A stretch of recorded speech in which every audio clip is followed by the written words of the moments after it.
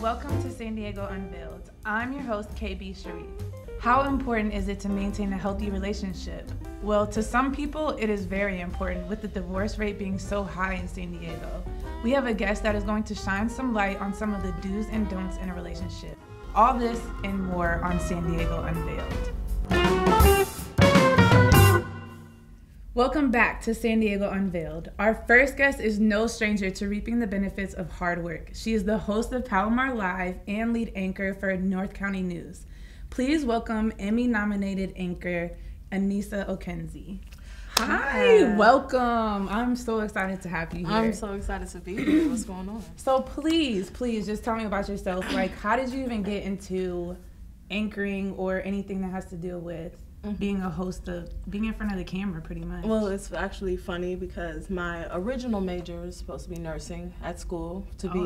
I'm in school to become to become a registered nurse, but you know, I've always been more drawn to the arts and to being creative and using my creative mind with writing and with film, and I really wanted to get into acting, and I've taken a couple theater classes, but I hadn't really developed or had any experience with being on camera or working with production or anything. So that's what led me to take Palomar Live the first semester that we had it, and I also interned the second time the following year because it's only in the fall that we have at Palomar. Okay, that's exciting. So I know this may be a touchy subject for some, but is it like a challenge for you as a Black woman to become, you know, the face of TV in our generation? Well, I guess? I think definitely there is always a stigma with people of color in the media. We are obviously very underrepresented, especially Black women. There's a very slim, tight mold that Black women are expected to easily fit in every single time, you know what I mean? So I think with me,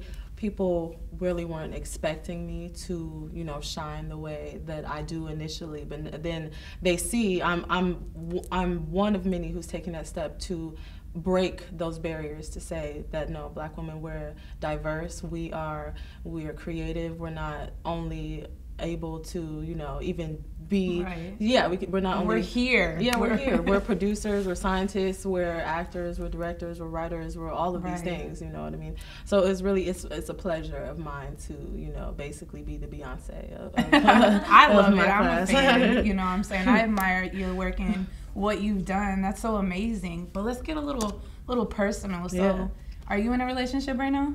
I'm not in a relationship right now. I recently got out of a relationship. Oh, okay. Yeah. So how are you feeling about relationships at this point? I feel like relationships are something that's very beautiful and very special that requires constant effort and nurturing. You can't just, you know, if you are with someone, that's not the end of getting them. You know, it's this constant growth that you two experience with each other, because you bring out the worst in each other. When you're in the relationship, the worst comes out, the best comes out, and everything in between. And you have to say, is this person worth what they're showing me? As you know what I mean? Because you can't, let's say if I'm having a banquet, if you're coming to my table, don't only bring your fork, you know, if I'm bringing the whole table. You know, I want to have all the beautiful things that I'm going to put out in a relationship reciprocated back to me. And sometimes when you're in one, a person may not be ready to reciprocate, and it all goes back to on the same level, and then it's just it all goes back to self-love, because when you love yourself and respect yourself, you're more selective of who you let into that universe, that personal universe that you have, and you're more likely to meet someone who can reciprocate those things when you have that selectivity. And relationships are something that could be really special. The person I was with, we had, I guess it was like the kind of relationship people would make memes about, like what they want to do, the type of the adventures that they would want to go on. And we had some really, really special moments, but at the same time, I don't think that it was a fully compatible thing, considering where we are on our journey with self-love, you know what I mean? Do you feel in any sort of way that maybe social media could be a big impact on relationships? Only if you let it. I feel like there's boundaries. You have to state clear boundaries with your partner, what you're comfortable with, what you're not comfortable with. It all comes down to respect, because just because someone has, my ex wasn't really even big on social media. That's not even where our downfall was, our problems I just feel like there's always, I don't know what it is about some people, but I have a lot of friends where they're always talking about arguments because their man did some comment under hard eyes. And it never makes sense to me. And I'm just like, you have to be on the same level in some kind of way. Mm-hmm. But how can you get on the same level if one person say everything is perfect about them, but they just can't get over you putting a comment on somebody's page? Or and it's all about what that comment is. Is it appropriate? Are you trying to lead into something else? Sometimes it may be just because it's a different opposite sex, and that's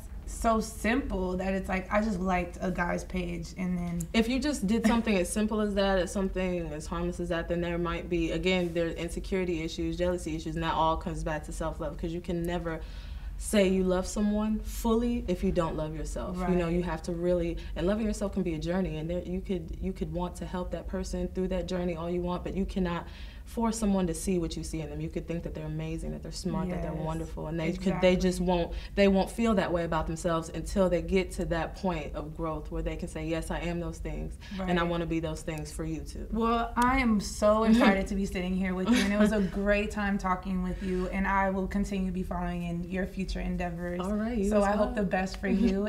That's all the time we have for today. Thank you for dropping by to share with us. If you like the show today or would like to be a guest, please contact us on our fan page at facebook.com/San Diego Unveiled.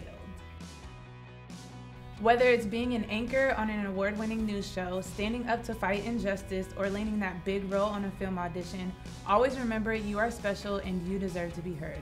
Have a safe and classy weekend, San Diego.